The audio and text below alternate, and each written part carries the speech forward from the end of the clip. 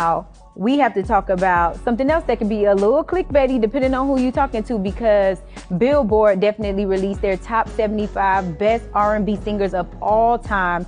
And this list had a little bit of everybody on it, from Michael Jackson to Stevie Wonder, Beyonce, Keisha Cole, Tank. Now, the thing about this list is,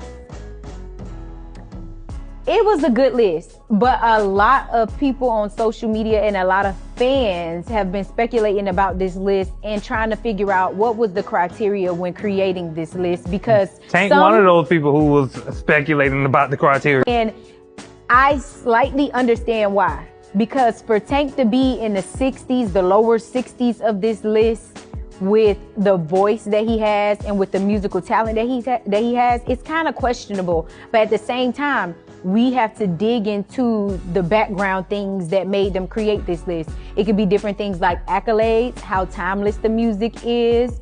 It could be a little bit of everything, like the cultural impact that the music has when creating this list. Now, all in all, we want to know what y'all feel about this list, because I do have my feelings.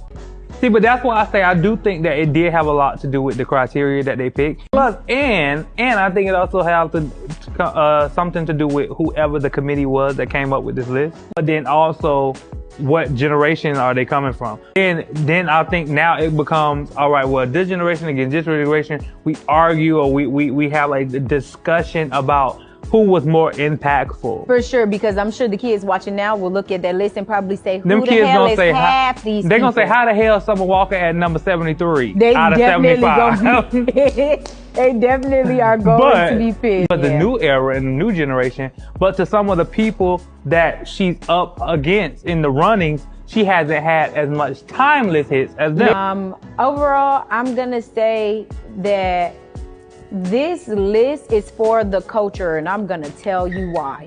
I think they did a great job of, one, with this being Black Music Month, everybody on the list was Black. I was actually about to bring up somebody else who was in the top 10 that we didn't mention, which makes this slightly for the culture as well, because despite everything that has gone on in the media in reference to this person and all of the like negative things that are happening, R. Kelly was in the top 10. Like, I understand what he has done and where he is now and everything that's going on. And you know, people gonna have their thing to say, but they gotta remember this list is about music, not artistry. It is about the music. So I think that this list was for the culture because it did a good job at highlighting our culture in more than one way.